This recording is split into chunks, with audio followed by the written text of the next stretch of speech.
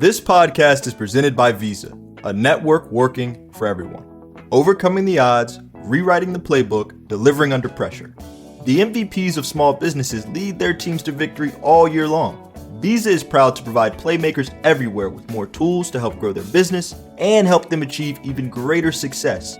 Because the more people we can empower, the more we all win. Visa, a network for everyone.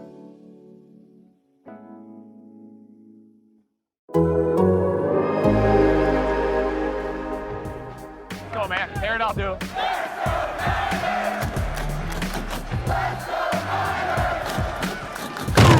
You're listening to Here's the Catch with David Lombardi, Matt Barrows, and Dennis Brown on the Athletic Podcast Network. The longest off season ever is over. Week 1 is here. 49ers at Detroit. That means that we welcome Dennis Brown back to the shows. David Lombardi, Matt Barrows, and our former 49ers defensive lineman. Dennis, how you doing? I'm doing well. I haven't seen you guys or spoke with you guys in a while. How's everything going? Going great, Dennis. It's been so busy, but great. I mean, you've been tracking it, right? You've been tracking. I heard you on the radio the other day. You were going crazy about the defensive line. I was telling Matt, you were going to be excited to talk about those guys today, based on what I heard. I think you're on Papa's show. I kind of enjoyed the preseason, and it was really entertaining to watch this team. And, you know, with Trey Lance and some of the young cornerbacks that the 49ers went out and got, it was just kind of fun to watch. But that defensive line, D4, Javon Kinlaw, and Nick Bosa not being out there, but the guys who were out there, it was amazing. I mean, watching the way this defense just attacked, penetrating defense, and just seeing these guys, DJ Jones and Kentavious Street, the way these guys played, it was just exciting to watch, and it gets you really excited. And Eric Armstead had some big plays during the preseason, but when these guys get all together and that front line, it's gonna reminisce to back that Super Bowl run a couple years ago, and I'm excited to see Nick Bosa, how he's going to come off this injury. I'm excited to see D Ford, what he's going to do, and I think Kinlaw is going to be a good inside pass rusher for the 49ers, and we know what Eric Armstead can do. So I'm just excited because they're so deep at defensive line, and I don't care what anybody says. Offense is going to put butts in the seat, but your defense is going to win you championships. Hear, hear. You would have enjoyed, Dennis, the media session that Nick Bosa had today, because he talked a lot about exactly what you just said, how this year's line relates to 2019, and he said, and David will corroborate this, that he thought it was a little bit better just because it was deeper. They've got 10 guys right now, and then they've got Maurice Hurst able to come off of IR in 3 weeks, and they've got Jordan Willis, who played well for them last year, coming off a suspension after week 6. So they've got wave after wave, and they should be sort of protected from getting too thin like they did late in that 2019 season. One thing I wanted to ask you, Dennis, is that Nick was talking about personalities, and he noted that, you know, he's a quiet guy. D Ford is a quiet person. The same with Eric Armstead, Kentavious Street, Kevin Givens. He noted that they added some more rambunctious personalities. Zach Kerr, Arden Key, Maurice Hurst. These are all more extroverted people into the room. And I wanted to ask you your experiences with that, just the mix of personalities and how that can sort of create a better atmosphere and perhaps better play on the field when you have that diversity of personality. The defensive lines that I played with, there were no introverts. Everybody was out. I mean, we had Charles Haley, we had Kevin Fagan, Pierce Holt, Michael Carter was kind of an introvert, but when he said something, people listened to it.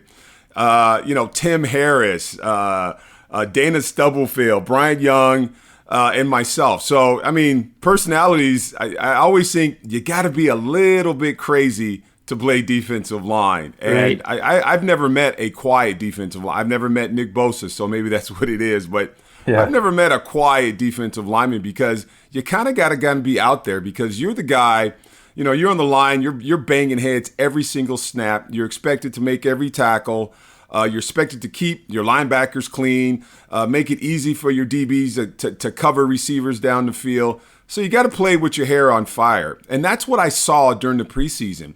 If you watch these guys that you just talked about, the penetrating defense, I mean, on the snap, that first step in the backfield, disrupting running game, getting after the quarterback, that's the attitude you kind of have to be a defensive lineman. Just a little bit crazy. And in the case of Charles Haley, a lot of crazy. It helps out to play that way, playing football. And I always remember, Charles Haley told us as rookies, you got to be pissed off when you show up for a football game on Sunday. No one should be able to talk to you, hang up don't call your wife, your kids, because you have to be ready to smack somebody in the face to be a defensive lineman. So, my experience is that every defensive lineman I've played with since college, high school, always been a little bit crazy. Even BY, he seems so even-keeled. No, BY, you get BY upset. I saw BY upset several times. In the huddle, you weren't allowed to talk to BY because he was so focused, but he played with some violence in his blood because he played very physical, and you really didn't want to mess with BY. So, he wasn't a screamer and holler, but, he was pretty intense. Let's pause to tell you about Roman. Look, no one's perfect. Even the best baseball players strike out with the bases loaded. The best golfers sometimes three-putt with a tournament on the line. So if you feel like you come up short in the bedroom sometimes, it's perfectly okay. But if it's bothering you, there are options. Go to getroman.com/catch. With Roman, you can get a free online evaluation and ongoing care for ED, all from the comfort and privacy of your home. A U.S. licensed healthcare professional will work with you to find the best treatment plan. If medication is appropriate, it ships to you free with 2-day shipping. The whole process is straightforward and discreet. Take care of your ED without leaving home. Go to getroman.com/catch now to get $15 off your first month. Look, there's a straightforward way to take care of your ED. Getroman.com/catch. Get started now to save $15 on your first month of treatment. Today's episode is sponsored by the NBA and their quest to advance the game of basketball, grow the community, and impact culture. The league celebrates its teams, players, and fans across the past, present, and future as part of its 75th anniversary season. That's Game highlights pivotal moments on court and beyond, from iconic plays in arenas to the impact players have in their community. That's the NBA. That's Game. This is more than just basketball. It's what connects us all and keeps us coming back for more. That's the NBA. That's Game. Well, it's funny you mentioned Bosa because we've actually been talking about this during training camp because we had to deal with his brother as well. And they're both the same. They're both the opposite of what you'd expect, Dennis, based on what you're drawing up off the field. And even on the field, they supposedly turn the crazy on just for each play, and then they're able to turn it off in between plays to the point where you can't recognize the guy when he's actually coming out of his stance, getting after the quarterback. Either Nick or Joey, both of those guys, they are crazy in that one burst. But then anybody who plays with them or against them says that right after they record the sack, they go back into that mild-mannered, oh, that was a good play, kind of just talking, kind of soft-spoken. I mean, Nick Bosa today, I made a joke. I was like, well, God, he's doing his best to not show his excitement about week one. I mean, he was just so quiet. He had to, bend your neck in just to be able to hear him speak at the podium. And there was a microphone there, but he's able to, and his brother is able to turn on the crazy for those bursts during the game. And I guess that's one of the things that makes the Bosa brothers so special is that, and George Kittle and all these guys just don't get it. They don't understand how both Nick and Joey Bosa can be so mild-mannered but just turn into total terrors at the snap of a finger when that ball's snapped. And that speaks to, just to talent. I mean, Nick Bosa is an athlete. Someone told me somewhere he's got less body fat than anybody on the football squad, and a lot of things that he does is his technique. I mean, he comes from a long line of NFL players. So he's learned his technique, his hand placement, the way his leverage, the way he kind of rushes the passer, how low he gets. So, and you look at him, physically, he looks like an outside linebacker, and he's at the line of scrimmage, and he's a Ferrari rushing the passer. So he's a different guy. I mean, it's a different athlete, and I watch him play, and I'm impressed by him. I'm super impressed because of his technique. And it's interesting that you say that, he can turn it on and turn it off. I think that's great. And just watching that guy play, I don't pay much attention to his brother, but I've had I was lucky enough to watch him his rookie season. And, for a rookie, you would think he had been playing in NFL for 10 years. So, but it's going to be interesting to see kind of how they use a Nick Bosa. Do you bring him back against the Lions? Do you say, listen, you go out there and you be that guy you were 2 years ago and see what happens? Or do you just kind of see? Do you wait? Do you sit him? And that's the luxury of having this deep defensive line. You have the ability to kind of, not put him out there and say, listen, we need you to rush the passer and it's going to be up to you. You've got some depth now and you can kind of wait a little bit, bring him on, because you don't want to re-aggravate that knee or get him injured in any other kind of way. So, the 49ers are in a pretty good position with Nick Bosa. You have this great pass rusher, but you also have great other great defensive linemen on that front. And who do you suit up 8, suit up 9, suit up 10 defensive linemen for this Detroit game? That's going to be the interesting thing. We asked him that today, and D Ford had said earlier in the week that he'll be on a pitch count going into Detroit. And so the question was, is Nick Bosa going to be on a pitch count? Both guys coming off of season-ending injuries, and Bosa said no. He'll play. He's ready to play whatever Chris Kasurek wants him to play. To me, it's a little like 2019. Remember, he suffered that bad ankle injury early in training camp.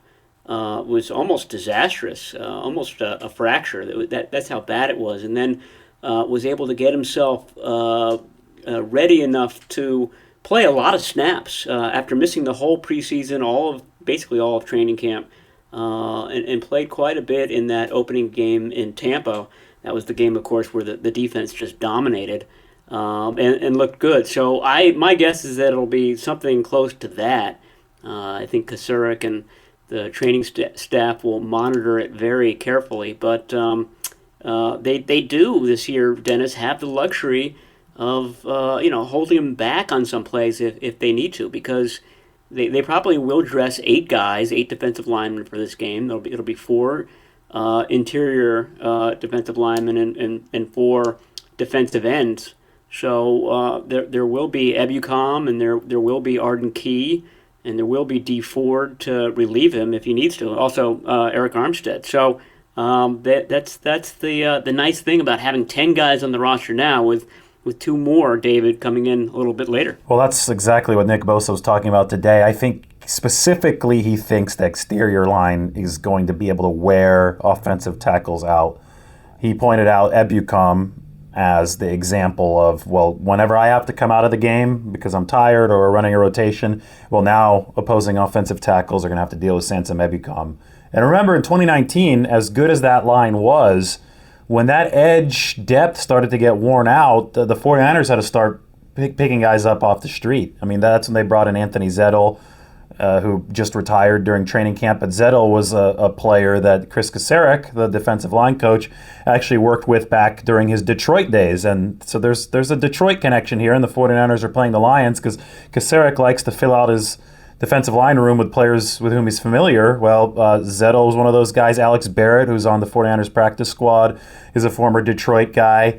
So Kasarek's going to be making a return to where he made his name, but this time he's coming back with, a full stockpile of edge rushers. He doesn't have to use guys off the street to fill up the depth for the 49ers. And Bosa is extremely excited about that. And one of the reasons that the tank is so full for the 49ers is because they have found money lying on the street, if we're going to keep on the street theme, with D Ford. Just a few months ago, or even a few weeks ago, we were not expecting D Ford to be ready for week 1, much less week 8 or week 9 or even the playoffs. It didn't look good for D Ford a few months ago, that's for sure. Now it does look good for D Ford, and that means that you have Bosa, Ford, Ebukam, and obviously Eric Armstead can also play on the outside. And, that gives the 49ers the luxury of treating Arden Key like a project under Chris Kasurek. And that's really an embarrassment of riches where, you have a talented former third rounder, just in his fourth season in the league, and if everybody else remains healthy, there's no pressure on that third rounder to do anything. You could really treat him as a guy that can develop under Chris Kasarik, and I think that's the glory of this defensive line room, Dennis, because the 49ers are just so stocked there that they can go one of many directions with this. Yeah, and like we said, I mean, D Ford's going to be on a pitch count. I really do not believe Nick Bosa is going to be given the task to go out there and play 3 downs from the start to the end of a football game.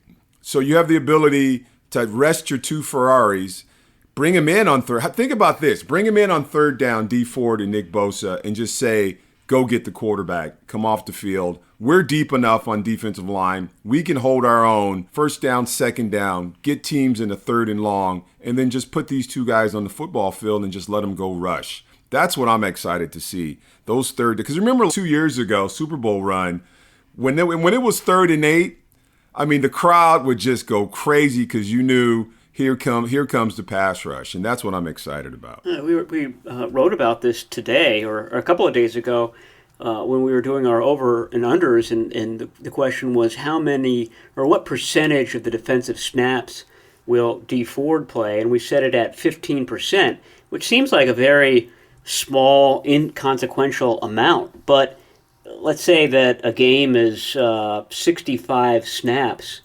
That means that he would play 9 or 10. That is a small amount, but those can be very big snaps, very consequential snaps. 3rd and longs, big pressure snaps where the offense is backed up in its own territory, game-changing snaps. So even if he was limited to that, 9 or 10 snaps a game over the course of the season, that's 170. And I'm sure they will be very, very big-time types of plays, David, the ones that they pick and choose D Ford to come in for. Well, this is where complementary football comes in. If the 49ers offense runs the ball as well as we expect it to, with Trey Lance now in the fold, with a better offensive line, at least along the first string, ready to go, that means that the pass game is going to be better and it's going to be more efficient on 3rd downs. The 49ers are going to stay ahead of schedule. They're going to control the clock and they're going to control the scoreboard. This is what we saw happen in 2019 when the 49ers did both of those things very effectively. The defensive line got to pin its ears back because it was playing with a lead. That really was the case in the playoffs when they controlled the games against the Vikings and then the Packers. And when those opposing offenses are A, behind by more than a possession, and B, are stuffed on first down, so they, by result, face 2nd and long and then 3rd and long, that's when the 49ers can start rolling out some of the creative NASCAR-like packages that we saw. You guys remember against Minnesota when D Ford swapped with Bosa and lined up a tackle and just ran right by the guard that Minnesota had there? I mean, the 49ers started doing really creative stuff, and I think that they have the personnel this year to really get crazy with this. But the thing is, you don't unlock the full potential of this defensive line unless you get them in the right situations. And that's why it's important to be ahead of schedule on offense, right? That's why that run game is so important. That's why it's important to control the scoreboard. So, I think this defensive line is going to be able to do great stuff. I don't think D Ford has to play all that much for him to make an impact, but the snaps that he does or is able to get need to really be worth something. And for that, Dennis, that's where that run game on the other side of the football is going to come into play, because I'm sure that you loved it back when you were a defensive line, when that 49ers offense would chew up some time, give you guys a lead, you go out there and have some fun on the defensive line. Kyle Shanahan has said that, he wants to be 50-50 run and pass. Mm-hmm. And, this running game is set up to be very, very successful. And, I don't know if you guys paid any attention to the offensive line. I mean, we saw that last preseason game. Trent Williams was in there and Alex Max was in there. And if Raheem is the Raheem that we know, if he can stay healthy, I mean, this running game, this team can really chew up some clock and some field with the run game. And, and Trey Lance is Trey Lance. He's raw, but he brings a different dimension to this Shanahan offense. Because when he's in there, it's 11-on-11 football. So I think the run game is going to be huge. I think Jimmy Garoppolo needs a run game to set up that passing game, that play action, and getting to the edge, getting these opposing defensive linemen running to the sidelines and trying to stop a Raheem Mostert and then going down the field. And I think the run game is going to be super important, just kind of ball possession. And then if the defense can do 3 and outs and just let your offense chew up the clock, I mean, that is a dream. That is really a game plan. That's got to be a game plan for every NFL team. Hold the ball and your defense get off the field. Dennis, before we get off the subject of the defensive line, I wanted to ask you about the Lions' approach, and they've got a former tight end and Dan Campbell as their head coach. They've got their offensive coordinator is Anthony Lynn, a former running back, likes to run the ball. The running backs coach is Deuce Staley. He was a Niner, wasn't he? Yeah, he absolutely was, for sure. And he was the Chargers head coach as Bill well. Walsh. Right, yeah. But my point is that they are going to run the ball against the 49ers and, obviously try to take away that pass rush as much as they can. Is that a weakness for a wide nine, just the approach that the 49ers use to get up the field as quickly as possible? If you're getting up the field as fast as you can all the time, does that leave a gap, an opening that a power rushing team can take advantage of between the tackles in the A gaps, in the B gaps, that sort of thing? Yeah, it is a disadvantage because your gaps are wider. But you're talking about probably one of the best linebackers, the fastest, most athletic linebacking crew in the NFL. And so those gaps are going to be covered. And if you look at the preseason, I mean, guys penetrating that wide nine. And once you penetrate, the gaps get a whole lot wider.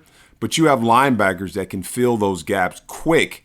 Because, again, linebackers have changed since I played. Linebackers are basically strong safeties now, especially the ones that the 49ers have. And they're able to cover those gaps and get into those gaps and read an offense and kind of dissect and see where the ball's going when you have a guy like Fred Warner kind of being your quarterback and your linebacking crew, and you can cover those gaps. So it looks like on paper it would be easier to run against wide nine because the gaps are so wide. But you got to take into account that the 49ers have probably the best linebacker crew in the NFL. Yeah, and I mean, they've built this defense with a purpose. I would also point out that the stockpiling of defensive tackle depth that we saw this offseason was you are going to face a Detroit team that likes to run the football, which is ironic because for all the years that Matthew Stafford was the quarterback there, that they were never able to supplement him with a run game. So we might finally see him with a legitimate run game with the Rams. But with Detroit, they were just never able to run. Maybe it was the curse of Barry Sanders or something. Ever since they weren't able to support Barry Sanders and he retired early, it was just the opposite. They were only able to pass the ball, and that led to imbalance. But now we do know that Detroit is going to try to pound the rock, right? And they're going to be one of the few teams, along with the 49ers, probably the Ravens, who have seen a horrific amount of injuries to the backfield. But those might be the only 3 teams in the entire NFL that run the ball more than they pass it. Over the past couple of years, I think only the 49ers and the Ravens are above 50% running. So we're going to see a new Lions approach, but that 49ers defense, those defensive tackles, the reason they got that depth there is if you're spread out along the wide nine, the tackles have a lot of work to do, right? They have to cover a little bit more space. They have to close those gaps and fight off those blocks more efficiently than if they're bunched a little bit closer together. So it may be, Matt, a very initial test of that interior depth. Now, if this defensive line is worse anywhere than in 2019, it's along the first string because the guy named DeForest Buckner is no longer there. But boy, am I excited to see a player like Zach Kerr, who was really good for Carolina last year. Hopefully we get to see Javon Kinlaw, even though he's been a little bit limited at practice this week. So all of these players on the inside, I just listed 2. There's a lot of depth there for the 49ers going to Kevin Givens and Kentavious Street. I think they're going to be important in this game plan because I do see the Lions trying to stay away from that 49ers pass rush, and they'd rather keep this ball on the ground running closer to the middle than to turn this game over to Nick Bosa and Dee Ford. Yeah, I agree. I think the Lions will go ground and pound, and you're right. That would be a great game for Javon Kinlaw to be in. And we didn't really get a great look at him today. He was in uniform for the warm-up portion, the stretch portion of practice, and then he went off to a side field when practice got underway to work on that knee that's been bothering him. So that's a concern right off the bat. I feel like the Lions are out to a little bit of an early lead in that they have fewer injuries or fewer on their injury report than the 49ers do right now. But just going back to our initial conversation, even on Wednesday when Kevin Givens and Javon Kinlaw weren't practicing, the 49ers still had 4 interior linemen who were. And I don't know if every team can say that. So they've sort of insulated themselves against the vagaries of injuries to a degree. I mean, if a whole bunch of them have the same issues, then they'll be in trouble. But that's going to be an early test for that group. It'll be an early test for that sort of that wave that Nick Bosa was describing. Just the ability to have 2 guys play and then bring them off the field and have another 2 guys who are just as good as the first 2 guys, and that's a real luxury, that Dennis, that I don't think a lot of teams have. What's more exhausting, Dennis, facing a team that tries to pound it up the middle in the running game, or one that's passing a lot and you have to do a lot of up the field pass rushing? That's a good question. When I play teams heavy on the run, we had always had folks who were just pass rushers. Charles Haley was a pass rusher. He played the run really well, but he was a pass rusher. Pierce Holt was a pass rusher. Tim Harris was a pass rusher. So we kind of had 2 different teams. So you had first and second down, then you had your third down guys that came in. So I was a run stopper, and I used to hate when it was time to rush the passer because I always thought it was I would get kind of exhausted because then you gotta beat someone at the line of scrimmage. You're gonna run down a skinny quarterback.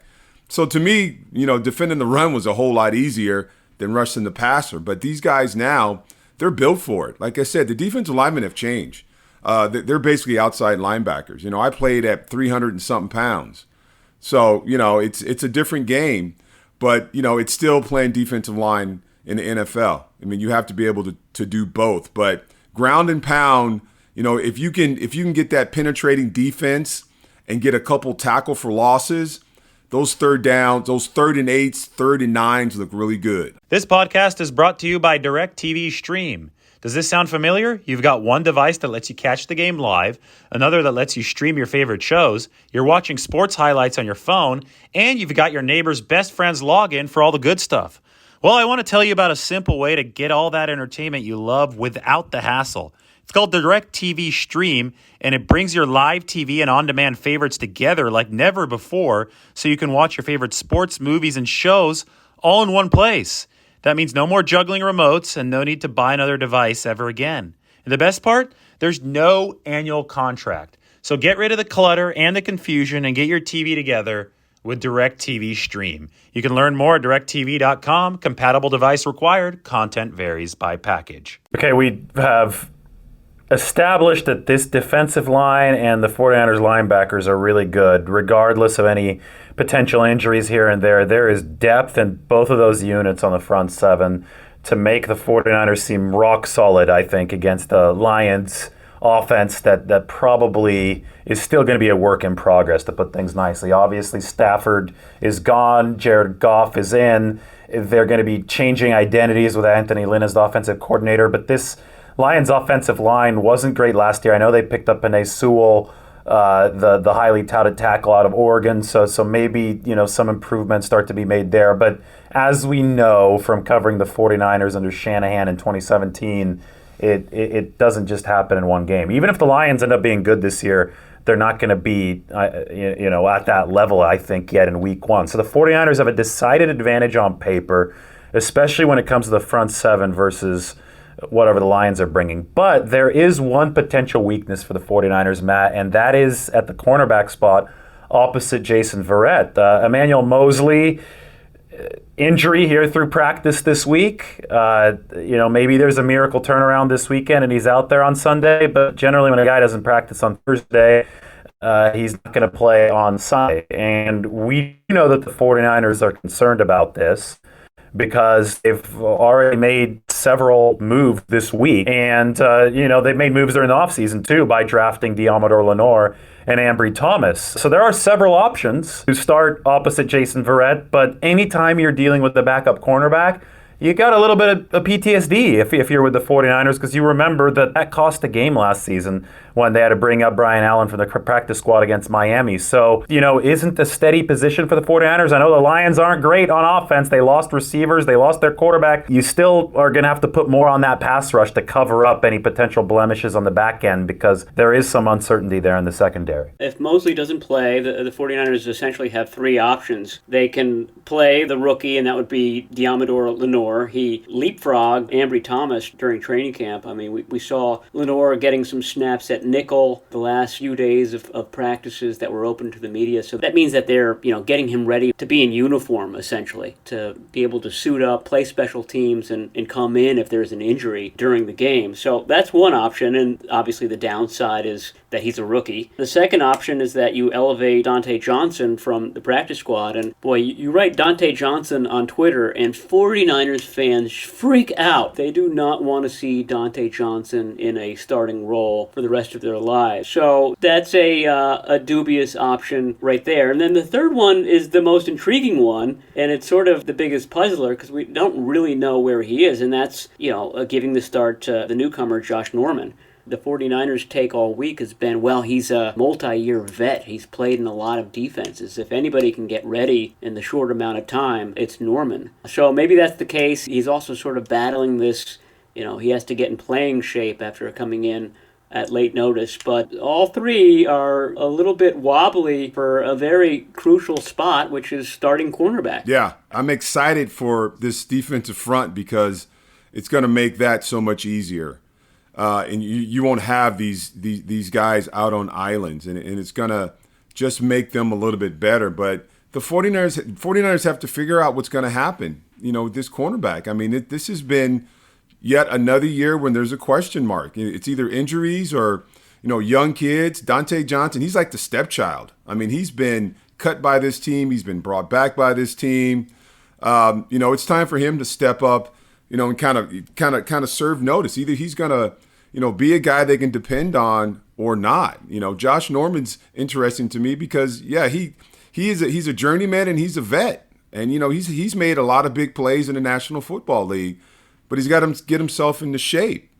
The two rookies, I mean, I've talked to a few people. Two rookies they look like rookies. And, there's no fault of theirs. They're rookies.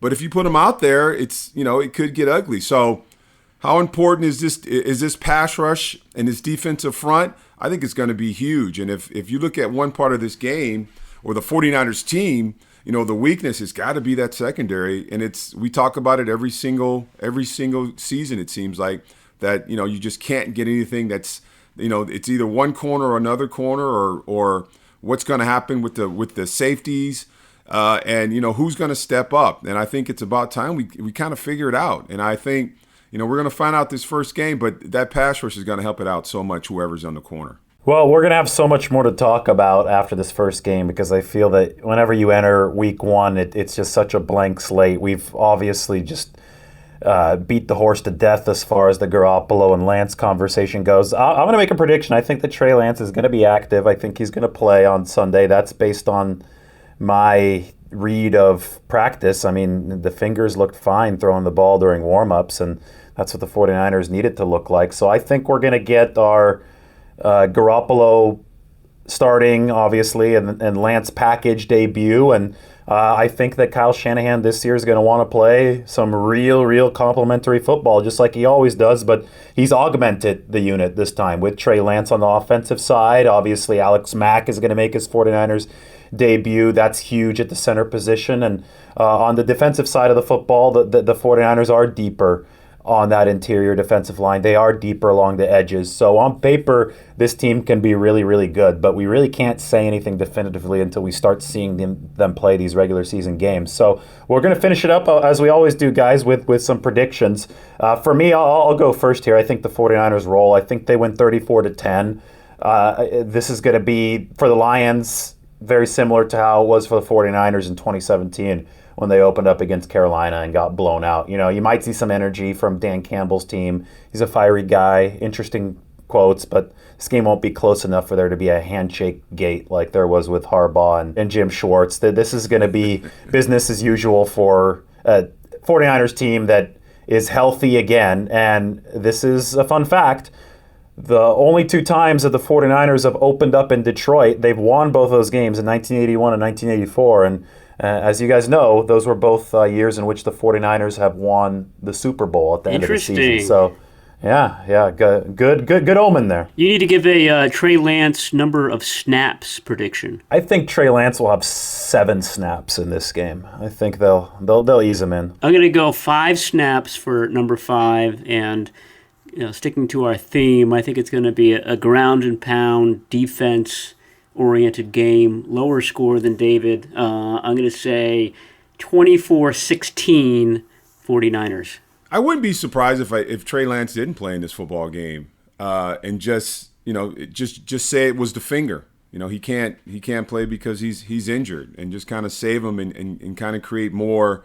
I think Kyle Shanahan knows what he's got in Trey Lance, and I think you roll him out very slowly. So I'm gonna say he gets no snaps in this football game, and it's hard to kind of determine what this team's going to be about because we haven't seen much in the preseason. We know what Jimmy Garoppolo can do, we know what George Kittle can do, but we haven't seen him on the field enough. So I think it's going to be a low football game. I'm gonna say 14-10 49ers in this football game. They go on the road. Detroit's got a new head coach.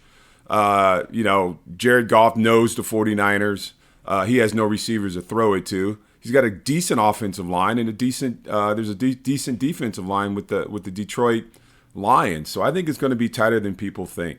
Well, this was the 32nd ranked defense last year, but I agree with you guys that new head coach can give you a first game boost. I mean, it did with the 49ers against Carolina 4 years ago, but then they just ran out of gas late. So I thought that game was probably a little closer than the final score. So I guess it is possible that Detroit keeps it closer, but this 49ers team is stacked, and at long last, they're relatively healthy. I mean, we just haven't seen this in a while. So you can knock on wood if you're a 49ers fan and hope that it stays that way, because I do think that this roster, at least the general version of it, has already proven that it could do some great things when it's at this level of health. If you look back at 2019, and they've obviously augmented it since then. Anyway, after the game, we'll talk to you, and we'll have more substantive game-based stuff to talk about. So looking forward to the journey with you all. Thank you for tuning into this first regular season episode of Here's the Catch. It was great to hear Dennis Brown's voice again. And for Matt Barrows and for Dennis, this is David Lombardi. We'll talk to you after the 49ers play at Detroit on Sunday. Does this sound familiar? You've got one device that lets you catch the game live, another that lets you stream your favorite shows, you're watching sports highlights on your phone, and you've got your neighbor's best friend's login for the good stuff. Well, I want to tell you about a simple way to get all that entertainment you love without the hassle, and a great way to finally get your TV together. It's called DirecTV Stream, and it brings your live TV and on-demand favorites together like never before, so you can watch your favorite sports, movies, and shows all in one place. That means no more juggling remotes and no need to buy another device ever again. And the best part, there's no annual contract. Yes, no annual contract. So get rid of the clutter and the confusion and get your TV together with DirecTV Stream. You can learn more at directtv.com. That's directtv.com. Compatible device required. Content varies by package.